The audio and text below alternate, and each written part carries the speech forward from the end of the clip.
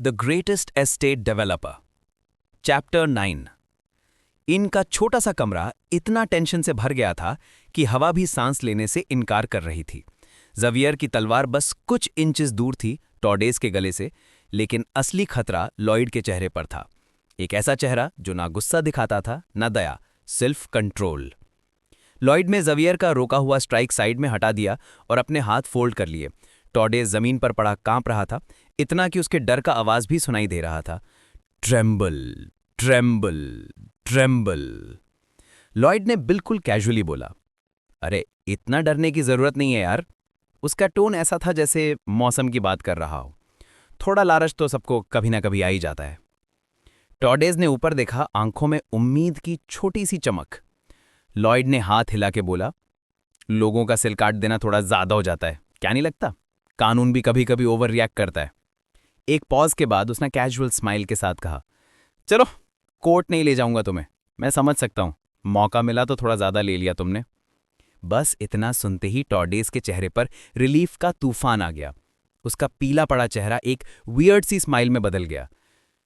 तो आप मुझे माफ कर रहे हैं? लॉयड झुक गया। उसकी स्माइल अब डेंजरस हो गई थी, एक बिजनेसमैन वाली। बहुत शुक्रिया होगा ना तुम्हें? तो फिर बैरेंस के जो बचे खुचे एसेट्स हैं वो सब वापस कर दोगे ना? जी ऑफ कोर्स, अगर आप मुझे माफ कर देंगे तो मैं सब कुछ दे दूंगा। लॉयड ने हल्का सा हंसा, अरे वो तो बेसिक है, अभी असली पार्ट तो बाकी है। टॉडेस का चेहरा फिर से फ्रीज हो गया। क्या क्या करना होगा? लॉयड ने अपनी कोट में हाथ डाला और एक चमकती हुई पार्चमेंट निकाली, रिबन से बंधी हुई। सिंपल है, इस कॉन्ट्रैक्ट पर साइन कर दो बस। कॉन्ट्रैक्ट? कैसा कॉन्ट्रैक्ट?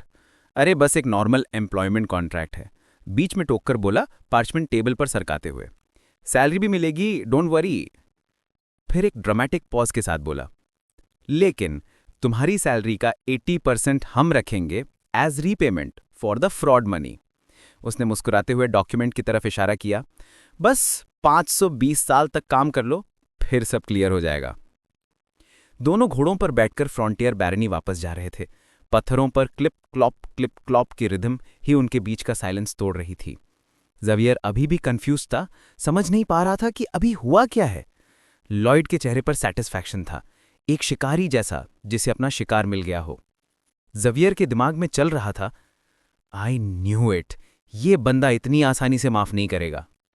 लॉयड ने खुद से ही बोला, प्योर कैपिटलिस्ट एक्साइटमेंट में, मैं कोई बेवकूफ नहीं हूं कि एक डेटर को मार दूं, उससे तो मैं जूस निकालता रहूंगा जिंदगी भर। एक स्लर्प की आवाज निकाली, जैसे कोई स्ट्रॉ से प्रॉफिट पी रहा हो। पीछे बंधा हुआ टॉर्डेस बस रोना ही चाहता था। मैंने इतना बेकार और अनफेयर कॉन्ट्रैक्ट कभी नहीं देखा। लॉयड ने बस कंधा उठा के बोला, अच्छा तो साइन मत करो, कोर्ट चलते। बस इतना सुनते ही टॉर्डेस चुप हो गया। कोर्ट जाना मतलब सीधा फांसी। तो 520 साल का नौकरी वाला डील अब उसे स्वर्ग लगने लगा। The new reputation. कुछ दिन बाद फ्रंटियर बैरनी में लॉयड और ज़वियर नेक्स्ट प्लान डिस्कस कर रहे थे। ज़वियर ने बोला, इस आदमी से कुछ पैसे मिल गए हैं तो कुछ महीने तक इंटरेस्ट की चिंता नहीं होगी। इंटरेस्ट? लॉयड ने आंख उठाई। मैं तो ये पैसे इन्वेस्ट करने वाला हूं, हमें और लोग चाहिए, 30 सोल्जर से काम नहीं चलेगा। ज़वियर, जो हमेशा फ्रंटियर की गरीबी की आदत डाल चुका था, थोड़ा डाउट में बोला, लेकिन अगर मैं हेल्प वांटेड का बोर्ड भी लगा दूं तो कोई अप्लाई करेगा क्या? और जैसे ही उसने कहा, बैम! मैनर के गेट से एक बड़ा धमाका हुआ। बहुत सारे लोग एक साथ गेट के पास जमा थे। म म म म म म म म की आवाज पूरी जगह गूंज गई। लॉयड ने आंखें फैलाकर क्राउड देखा। ये सब तो मुझसे नफरत करते थे ना? ज़वियर ने सिर हिलाकर बोला, बिल्कुल करते थे, लेकिन उसने इवेंट्स बताई। तुमने अफोर्डेबल ओंडोल सिस्टम टाइम पे डिलीवर किया, ट्रेटर को एक्सपोज किया और एक समन भी बुलाया। फिर उसने एक नए बोर्ड की तरफ इशारा किया जो स्क्वायर में लगा था। Workers wanted, salary 20 gold per week. For more information please enquire at the Tony square of the barons estate. Xavier ने थोड़ा सा प्राउड टोन में बोला, अब लोग तुम्हें एक ड्रंकर्ड नहीं बल्कि एक ट्रस्टवर्दी और टैलेंटेड लीडर मानते हैं। लॉयड ने डिसबिलीफ में कहा, बस इतना? सिर्फ इतना करने से? तभी एक विलेजर क्राउड में से आगे आया, थोड़ा डरे हुए लेकिन थैंकफुल एक्सप्रेशन के साथ। एक्सक्यूज मी माय लॉर्ड, ये वर्क कॉन्ट्रैक्ट के बारे में। ओह हाँ हाँ, साइन करते हैं, साइन करते हैं। लॉयड ने जल्दी से पार्चमेंट निकाला।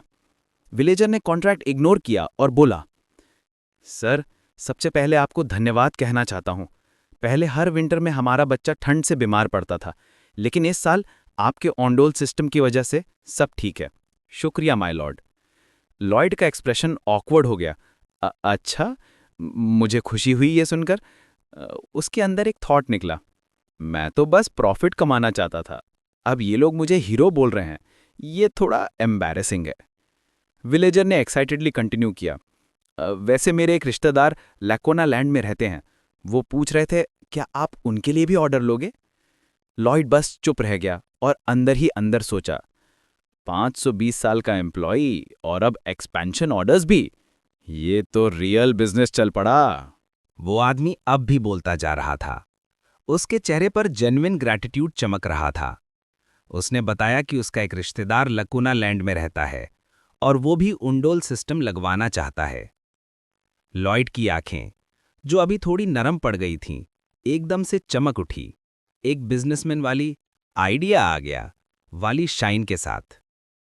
फाइनली मेरा बड़ा प्लान का पहला स्टेज शुरू हो गया, उसने सोचा। भीड़ की आवाज उसके दिमाग में हल्की सी बैकग्राउंड नॉइज बन गई। मैंने वो सारे ऑनडोल लॉस में बिना रीजन के नहीं बनाए थे। उसने विलेजर की तरफ एक ग्रीडी ग्रिन के साथ देखा। ऑफ कोर्स, पर उससे ट्रैवल एक्सपेंसेस एक्स्ट्रा देने पड़ेंगे। अंदर ही अंदर लॉयड ने एक साइलेंट हा हा हा किया। मैं ट्रैवल का एक्सक्यूज बना के प्राइस बढ़ा दूंगा और प्रॉफिट कमा लूंगा। जेवियर असराहान जो पास ही खड़ा था, अपने लॉर्ड के चेहरे पर वो शेडी बिजनेसमैन वाली एक्सप्रेशन देखकर थोड़ा टेंस हो गया। लो जी, फिर आ गया वो सस्पिशियस एक्सप्रेशन। अब जेवियर को सब समझ आ गया। हाँ, इसीलिए उसने पहले वो ओंडोल लॉस में बनाए थे। लेकिन एक बात अब भी उसके दिमाग में अटक गई। पर एक बात समझ नहीं आई माय लॉर्ड, आप वो माउंटेन तक रोड क्यों बनवा रहे हो? लॉयड का एक्सप्रेशन बदल गया। अब वो ग्रीडी स्माइल गई और एक सीरियस इंजीनियर का चेहरा आ गया।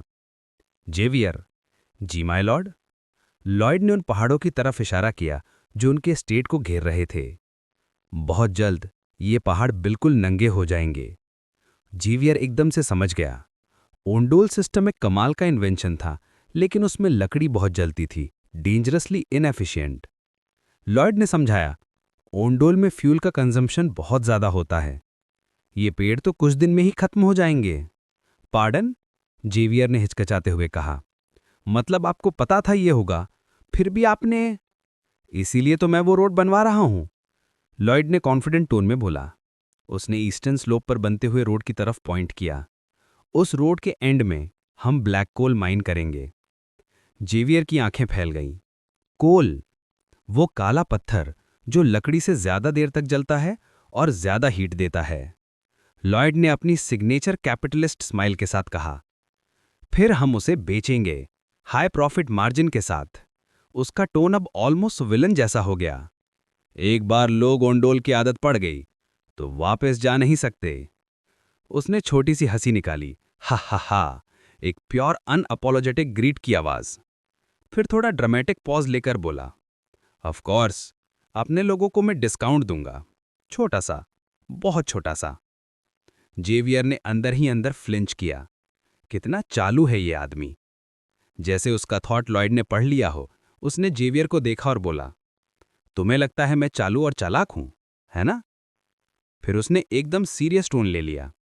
लेकिन अगर मैं ऐसा नहीं करता तो बताओ, हम अपना कर्जा चुका पाते?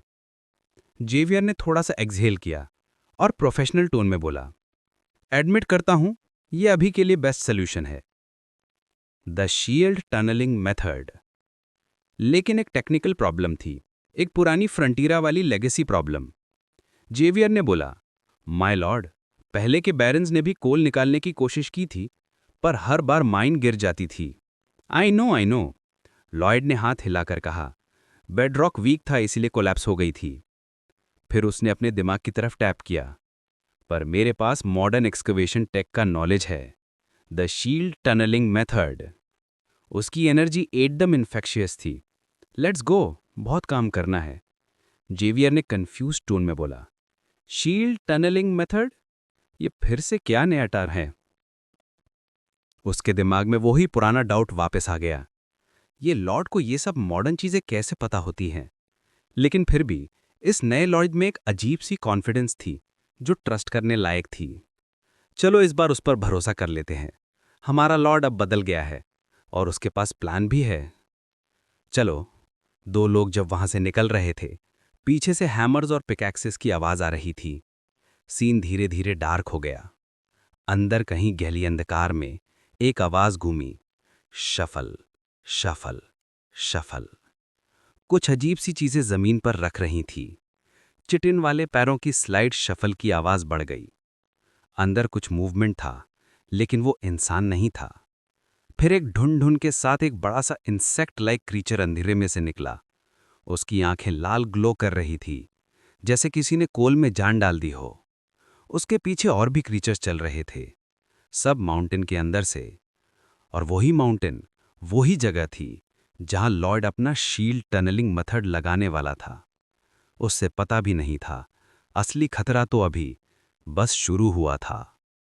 To be continued.